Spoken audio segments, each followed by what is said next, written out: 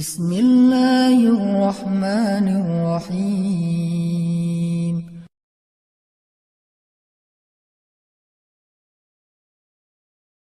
Aisyah, istri Nabi SAW, yang dijuluki dengan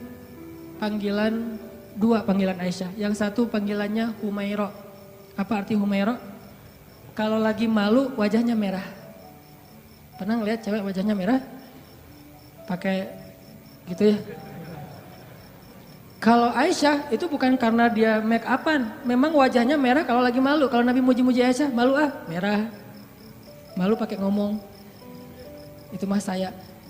Aisyah Humaira, wajahnya kemerah-merahan. Saking putihnya Aisyah, Abu Bakar itu kan orangnya putih, makanya anaknya juga kenapa dipanggil Abu Bakar?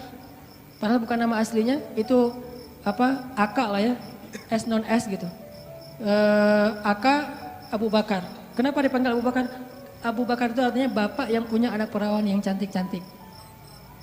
Aisyah, Asma, itu cantik-cantik semua tuh. Makanya bapaknya dipanggil Abu Bakar. Kita kalau punya, kita yang belum nikah, yang udah nikah, kalau punya anak cewek 2 orang, maka dia bisa dipanggil Abu Bakar. Walaupun namanya bisa aja Asep, bisa aja siapa gitu, tapi bisa dipanggil Abu Bakar. Kenapa? Punya anak perawan, cantik, soleha. Humaira. Nama lainnya, Nabi juga senang manggil Aisyah itu dengan panggilan Aish. Disingkat Aisyah jadi Aish. Dalam bahasa Sunda jadi Eis.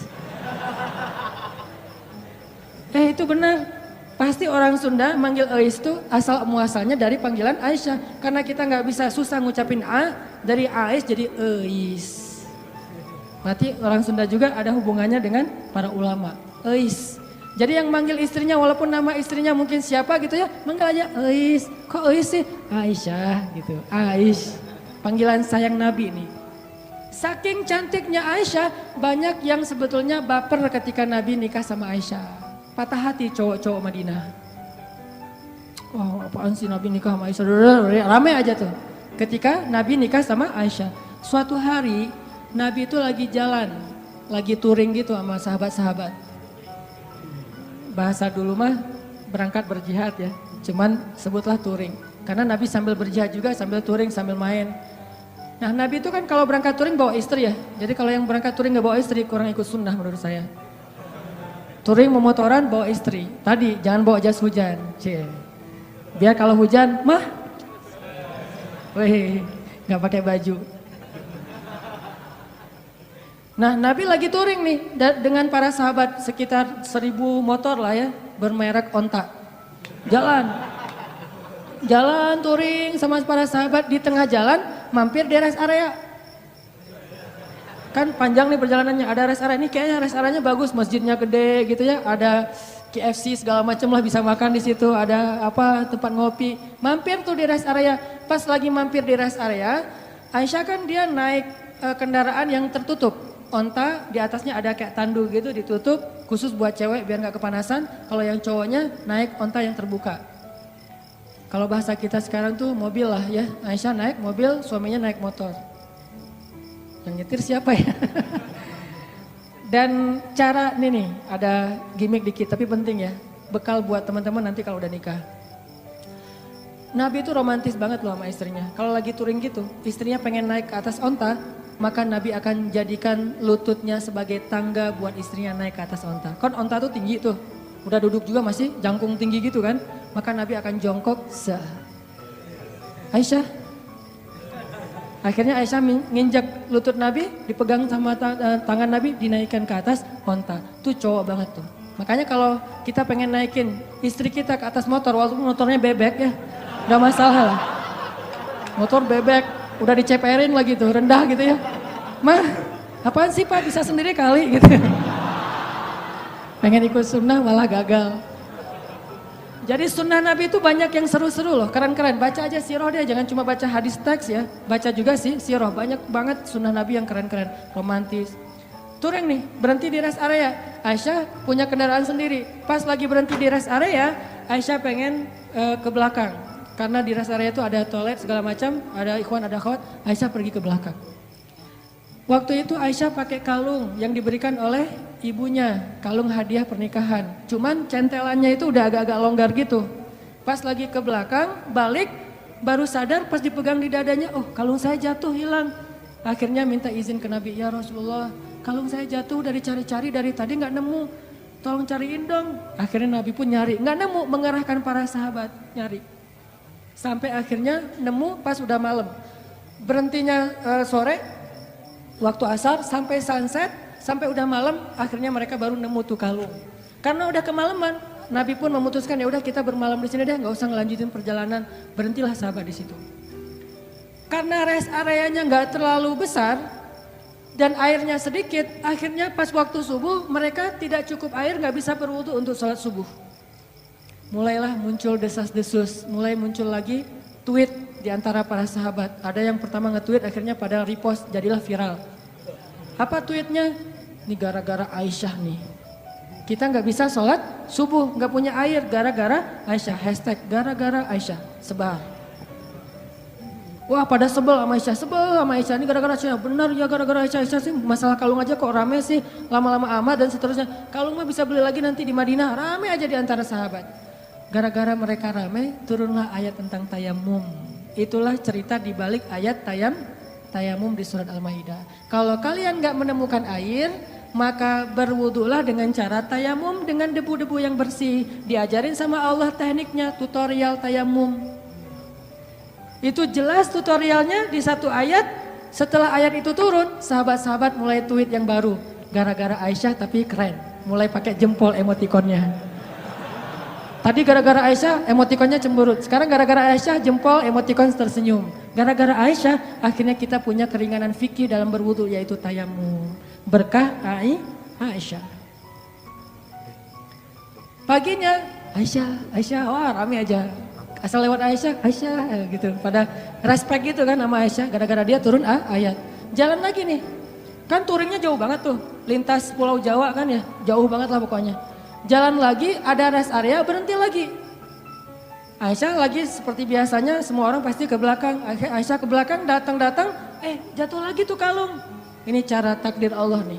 Jatuh lagi kalung, waktu itu Aisyah udah gak enak mau ngasih tahu Nabi. Daripada ntar viral lagi kan ya, jadi trending topik. Ya udah deh, gua cari sendiri aja. Lagi nyari-nyari di belakang, nyari-nyari kalung yang jatuh. Nabi memutuskan, ayo kita lanjutkan perjalanan. Sehingga para sahabat pun membangunkan, memberdirikan onta itu dan jalan. Nah tadi Aisyah kan masuknya di atas tanduk. Waktu itu sahabat yang mengangkat tanduk nggak sadar kalau di dalamnya Aisyah udah nggak ada. Kenapa? Itu menunjukkan bahwa Aisyah itu kurus. Itu komen ulama di hadis tersebut. Makanya kalau baca hadis jangan cuma baca teksnya, baca komennya juga. Biar lebih jelas gitu. Oh ternyata kata ulama Aisyah itu kurus. Kenapa bisa kurus? Dia rajin zumba. Zumbanya Aisyah ngepel di rumah, beres-beres rumah itu zumbanya Aisyah. Jadi keringatan terus sehingga badannya tuh bagus. Gak pernah lebih dari 55 kilo. Kalau ada di atas 55 kilo berarti gak ikut sunnah. Ya. Buat cewek ya, buat cewek. Aisyah tuh masih kurus, jadi dia ada di dalam tandu gak ada, sama aja gak terlalu ngaruh. Karena berat tandu lebih berat daripada Aisyah. Begitu diangkat oleh para sahabat gak sadar kalau Aisyah udah gak ada di dalam tandu. Jalanlah Nabi. Yuk berangkat semuanya pada jalan. Kalau di tol kan gak bisa balik arah tuh, udah jalan-jalan aja, ketinggalan di rest area. Nah Aisyah lagi nyari-nyari, pas dia dapat, senang, alhamdulillah udah dapat nih. Balik ke tempat Nabi tadi berhenti, ternyata pasukan Islam atau rombongan touring udah pada pergi. Ketinggalanlah Aisyah dari rombongan touringnya. Karena tertinggal, Aisyah pun berpikir nanti kalau Nabi sadar pasti Nabi akan jemput lagi nih. Ya udah saya tunggu aja. Sambil nunggu Aisyah pun duduk di sebuah batu bersandar. Karena nunggunya lama bersandar di batu, lama-lama ketiduran. Tertidur di sebuah batu gitu. Nabi kalau ngelakuin touring biasanya menempatkan seorang sahabat sebagai penyisir jalan di belakang. Takutnya ada barang yang ketinggalan, orang ketinggalan kayak gitu. Namanya Sofwan bin Mu'attal. Sofwan ini jomblo terkeren di Madinah. Anak Madinah yang keren, masih jomblo pula. Dan biasanya cewek-cewek kalau Sofwan lewat, Sofwan gitu. Sofwan tuh terkenal lah, paling keren. Kalau di Mekah yang keren kayak Sofwan itu Mus'ab bin Umair.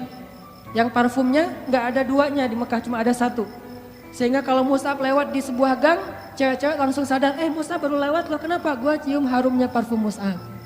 Kalau Mus'ab nyuci pakaiannya, maka orang berlomba-lomba pengen ngambil pakaian itu untuk cuci bareng dengan pakaian dia supaya parfumnya pindah. Saking kerennya parfum. Emang parfum gimana? Harga 100 milinya, 100 mili itu yang kecil, 20 juta. Karena saya pernah pas lagi umroh nyari-nyari parfum kayak gitu tuh di Bin Daud, di Hilton, di depan Masjidil Haram. Pas saya masuk ditanya sama yang penjaganya, dari mana? Indonesia. Udah gak usah masuk deh. Kenapa? Indonesia bakhil katanya. Kalau Malaysia boleh masuk, kalau Indonesia gak boleh, ini penghinaan nih kata saya nih. Masa orang Malaysia boleh masuk? Soalnya orang Malaysia kalau masuk beli. Kalau kita cuma window shopping gitu kan, udah pergi. Saya tanya, karena saya bisa bahasa Arab capruk. Anak uhibbu supermilah pokoknya ya, capruk aja banyakin ain aja pokoknya biar Arab gitu ya. Akhirnya dia gak ngerti, udah masuk aja lah. Karena gak ngerti ya daripada rame. Masuk ngeliat parfum 1 milinya 100 mili yang kecil gitu. Harganya 20 juta. Pas saya lihat langsung jantungan. 20 juta berarti sekali pakai 100 ribu. Dicoel sekali 100 ribu, 2 kali 200 ribu, sehari 500 ribu pakai parfum doang. Itu Mus'ab bin Umair. Sofwan gitu juga tuh. Anak Madinah yang bisa dibilang cowok kecenya Madinah lah. Lagi nyisir, pas sampai di rest area, ngelihat ada cewek lagi tidur di atas batu. Bukan tidur lebih tepatnya, bersandar di batu ketiduran. Pas Sofwan mendekat, ngelihat wajahnya ternyata itu Aisyah. Langsung Sofwan berta'awuz. A'udzubillahi minasyaitonirrajim. Terus Sofwan mengatakan, taraju, innalillah wa inna ilaihi raji'un. Taraju yang di Tasik Garut itu dari bahasa Arab. Taraju. Apa arti taraju? Innalillah wa inna ilaihi raji'un. Taraju artinya mengucapkan innalillah. Langsung Sofwan, innalillah wa inna ilaihi raji'un, berpaling. Coba bayangin, solehnya Sofwan. Kalau kita kan, alhamdulillah. Kebaliknya. Kalau Sofwan, innalillah. Nih cowok keren tuh kayak gitu tuh, innalillah. Kalau Maryam, ngelihat Jibril kan, Maryam pernah lagi sendirian tuh di mihrab, lagi berzikir. Tiba-tiba datang cowok keren namanya Gabriel. Jibril tuh kan kalau turun ke bumi berwujud basyaron sawiyya, laki-laki yang sempurna. Pas Maryam ngelihat cowok keren gitu, apa kata Maryam? A'udzubillah. Bukan Masya Allah, bukan.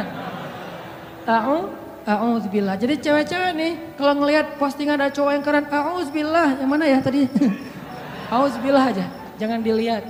Yang cowok-cowoknya ada yang cewek keren, innalillah wa inna ilaihi raji'un. Jadi kalau cewek-cewek nanti di luar dengerin ada yang tarajo, berarti ada yang keren tuh. Mana.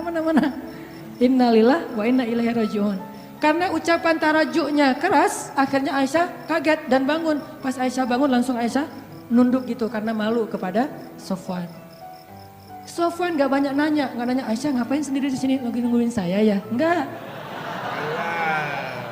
Nih solehnya sahabat ya, biar kita bisa ngebandingin sama kita. Enggak nanya Aisyah lagi ngapain di sini, Aisyah kenapa duduk di situ, Aisyah enggak. Begitu udah selesai taraju, Aisyah bangun, Sofwan langsung mengambil ontanya, didudukkan di dekat Aisyah, terus Sofwan menjauh dan membelakangi. Untuk apa? Biar Aisyah naik ke atas onta dan Sofwan gak ngelihat gimana cara si cewek itu naik. Kalau udah nikah romantis banget, kalau belum nikah terjaga banget. Tuh benar-benar orang-orang yang luar biasa. Belum nikah dia menjauh, gua gak pengen lihat gimana cara Aisyah naik di atas motor, kan naiknya cewek di atas motor apalagi boncengan pas pulang sekolah kan agak sesuatu ya. Bahaya kan? Nah Sofwan gak mau ngelihat itu. Cara cewek naik, walaupun Aisyah itu sangat terjaga auratnya. Tapi masih Sofwan menjaga hatinya. Gak mau lihat Melihat ke sana, tapi di sebelah sana ada cermin jadi bisa tembus ke belakang. Gak ngelihat. Kalau di mall kan suka gitu ya, buang muka gitu ke arah cermin. Biasa bisa ngelihat dari sebelah sana. Bukan pengalaman ya. Pernah. Nah akhirnya Sofwan menjauh membelakangi Aisyah. Dalam durasi kira-kira si cewek ini udah selesai naik ke atas unta. Begitu udah selesai, Sofwan datang ngambil tali kekang unta dan ditarik. Untanya berdiri jalan. Sofwan jalan kaki di depan, Aisyah naik di atas unta. Itu cara paling bagus boncengan. Jadi jangan dibonceng gitu. Apalagi nih ojek-ojek online ya. Kalau yang ordernya cewek, Neng, naik Neng. Kita mah gak usah naik ke atas motor, di samping aja dorongin motor. Kenapa Mang kok gitu caranya? Sofwan. Sofwan itu siapa? Gak pernah ikut talim ya. Makin sombong ya, makin ria. Sofwan narik tuh tali kekang onta, Aisyah di belakang. Gak pernah sekalipun Sofwan menoleh ke belakang. Aisyah butuh sesuatu? Enggak. Atau mungkin bisa miss call kalau ada apa-apa. Ini nomor saya modus. Gak ada sama sekali. Aisyah gak diajak ngobrol, Aisyah kenapa tinggal sendiri dan segala macam. Enggak sama sekali, diam sepanjang perjalanan sampai di Madinah. Nabi sampai di Madinah gak sadar kalau Aisyahnya ketinggalan. Karena Nabi gak langsung pulang. Biasanya nyambut tamu dulu, ada urusan negara lah. Nah lama baru dari belakang Aisyah dengan Sofwan muncul. Di Madinah waktu itu kebenaran orang-orang Yahudi lagi nongkrong di gerbang. Karena salah satu hobi orang Yahudi itu nongkrong di jalan. Senang banget nongkrong di jalan tuh. Nongkrong gitu-gitu ya di jalan. Nah pas lagi orang Yahudi nongkrong di jalan, tiba-tiba dari kejauhan datanglah Aisyah dengan Sofwan berdua. Tapi satu di atas onta, satu lagi narik tali kekang onta. Orang Yahudi tadi lagi nongkrong nih, lagi ngobrol. Datanglah Aisyah sama Sofwan, begitu mereka ngelihat Sofwan dan Aisyah, langsung sepi. Diam semua orang Yahudi, diam aja. Diam, tuh ada yang lewat. Diam, pas sudah lewat, gue bener ngelihatnya tadi nggak bermimpi nih. Enggak, gue juga ngeliat yang sama. Benar kan Aisyah, benar. Mulai gosip muncul. Judulnya masih aman nih, Aisyah dan Sofwan pulang berdua. Judul standar lah ya, mainstream.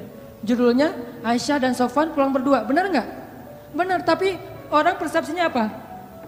Selingkuh kan? Ada affair nih antara Aisyah dengan Sofwan. Judulnya nggak bisa dihujat. Saya tuntut kamu pencemaran nama baik, nggak bisa. Orang judulnya benar. Aisyah dan Sofwan pulang berdua. Atau nanti dikembangin lagi, Aisyah dan Sofwan ada apa? Tanda tanya. Bisa aja kayak gitu. Ada apa dengan AADA gitu. Ada apa dengan Aisyah. Nah gara-gara orang Yahudi nyebarin tweet, hashtag, postingan kayak gini, mulai viral di antara kaum muslimin. Ada apa dengan Aisyah? Aisyah selingkuh, Aisyah dan Sofwan ada sesuatu. Ramelah fitnah di antara kaum muslimin tentang Sofwan dan Aisyah. Sampai akhirnya fitnah ini terdengar kepada Rasul. Nabi juga sempat hampir ragu sama Aisyah. Saking semua orang ngebicarain itu. Lo udah dengar berita belum? Apa? Aisyah sama Sofwan ternyata kemarin pulang berdua ada sesuatu tuh. Oh gitu? Kan suka gurih ya omongan-omongan kayak gini nih. Bisa ditambah-tambahin, pecinnya ditambahin, jadilah pecinnya banyak. Makin banyak pecin, makin sedap. Makin susah untuk berhenti kan? Nah gitulah gosip. Akhirnya viral, jadi trending topik di Madinah, Aisyah dan Sofwan ada affair. Sampai ada seorang sahabat, kalau gak salah namanya Abu Ayyub, pulang ke rumah. Nanya ke istrinya, Mah udah dengar berita yang lagi trending topik belum? Udah Pak, Mama juga baru buka Instagram, kata istrinya. Mama punya Instagram kok Bapak gak di follow? Bahaya. Aisyah sama Sofwan katanya di fitnah ada sesuatu. Gimana menurut Mama? Kata Abu Ayyub. Nih jawaban istrinya nih jadi panduan buat kita kalau dengar gosip. Apa kata istrinya? Ya Abu Ayyub, gimana pendapat engkau jika ada yang mengatakan engkau selingkuh dengan seorang perempuan? Kata Abu Ayyub, ya gak mungkin lah. Papa mau selingkuh, kan udah cukup dengan Mama. Mama kan segalanya buat Papa, udah gak ada lagi, gak akan terbuka lagi lah hati Papa buat cewek yang lain mah. Udah gitu-gitu. Benar Pak, benar. Sesungguhnya Sofwan itu lebih soleh daripada Papa. Kalau Papa gak mungkin selingkuh, maka Sofwan juga gak mungkin. Oh gitu, ya deh. Ditanya lagi sama istri Abu Ayyub, Pak, ya Abu Ayyub, gimana menurut engkau jika ada yang mengatakan Mama selingkuh? Kata Abu Ayyub, nauzubillah gak mungkin. Papa percaya banget sama Mama. Mama itu kan cewek yang paling setia, yang menjaga diri dan segala macam. Kata istrinya, sesungguhnya Aisyah lebih soleha daripada Mama. Kalau Mama aja gak mungkin selingkuh, apalagi Aisyah. Coba, gampang kan menyelesaikan masalah kayak gini? Ada isu, sesungguhnya dia lebih soleh daripada kita. Kalau kita aja gak mungkin, pasti dia lebih gak mungkin lagi. Gitu caranya, husnuzon. Tapi di luar, berita itu tetap berkembang. Sampai akhirnya Nabi datang ke rumah Aisyah. Bertanya kepada Aisyah, ya Aisyah, pasti kamu sudah mendengar berita tentang ini. Gimana menurut kamu wahai Aisyah? Kata Aisyah, kalau saya bilang berita itu bohong, mungkin Nabi gak percaya sama saya. Padahal itu bohong. Kalau saya bilang itu benar, tapi Allah Maha tahu bahwa itu tidak benar. Maka saya tidak akan membela diri. Wallahul musta'an. Saya akan curhat hanya kepada Allah saja. Allah yang Maha menolong. Masuk ke kamar, Aisyah kecewa gitu sama Nabi. Karena Nabi dianggap gak ngebelain Aisyah. Nabi juga bingung, benar nggak, emang kayak gitu. Saking parahnya berita ini. Nabi juga bingung nih, hampir aja Nabi menceraikan Aisyah. Saking luar biasanya fitnah. Nggak lama kemudian Nabi dalam keadaan sedang sedih, rasa perasaannya itu lagi kacau banget.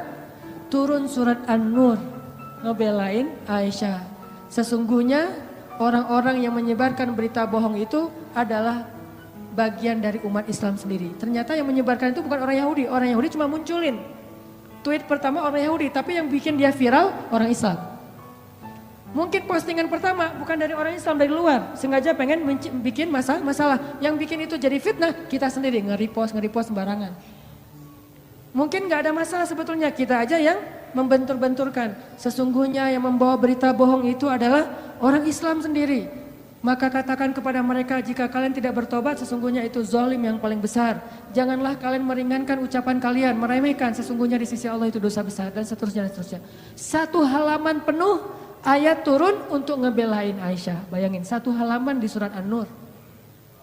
Khusus tentang Aisyah. Akhirnya Nabi pas dapat ayat ini, ngumpulin para sahabat, ayo ngumpul. Nabi pun membacakan ayat itu, para sahabat bertakbir, Allahu Akbar. Ternyata sudah turun tabayyun dari langit, bukan dari bumi. Klarifikasinya yang membersihkan nama baik Aisyah dan Sofwan, Allah Subhanahu wa Ta'ala, langsung dari Allah. Sehingga akhirnya Nabi pun datang ke rumah Aisyah, nyari, ya Abu Bakar, sudah turun ayat. Mana Aisyah? Aisyah disuruh keluar oleh Abu Bakar. Ketika Aisyah udah keluar, Rasulullah mengatakan, ya Aisyah, berbahagialah, Allah sudah turunkan ayat yang membela kamu, bahwa sesungguhnya itu semuanya berita bohong. Aisyah pun masuk lagi ke kamar dalam keadaan ngambek. Abu Bakar masuk ke dalam, Aisyah kenapa masih ngambek sama Rasulullah? Udah ucapin terima kasih sama Nabi. Kata Aisyah, enak aja, ngapain saya minta terima kasih ke Rasulullah, kan yang membela saya Allah. Udah biarin aja orang itu, kata Aisyah. Coba, apakah Rasulullah marah? Enggak. Kata Abu Bakar, ya Rasulullah, Aisyah lagi ngambek, gak mau ketemu. Ya udah gak apa-apa, memang Aisyah pantas untuk melakukannya. Nabi pun pergi. Biarkan Aisyah menyelesaikan, merecovery dulu perasaannya. Selang beberapa hari Nabi datang lagi, udah normal lagi. Orang dibela sama Allah sampai turun ayat satu halaman. Kok bisa kayak gitu? Apa rahasianya? Rahasianya satu teman-teman. Coba teman-teman buka surat Fussilat, surat 41 ayat 30. Itulah rahasianya. Surat Fussilat, surat 41 ayat 30. Nih. Kita baca ya dikit lagi. Surat Fussilat surat 41 ayat 30. Bismillahirrahmanirrahim. Mangga.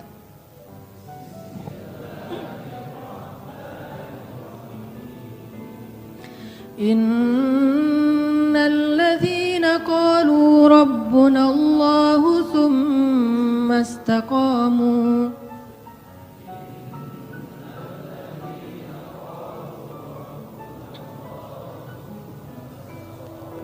تتنزل عليهم الملائكة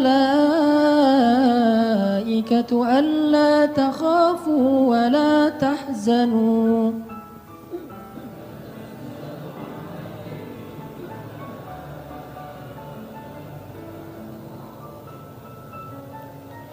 وأبشروا بالجنة التي كنتم توعدون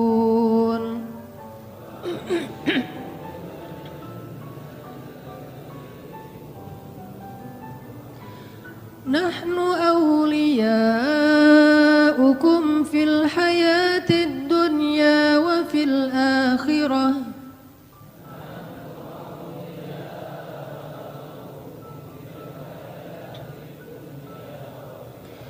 ولكم فيها ما تشتهي أنفسكم أنفسكم ولكم فيها ما تدعون.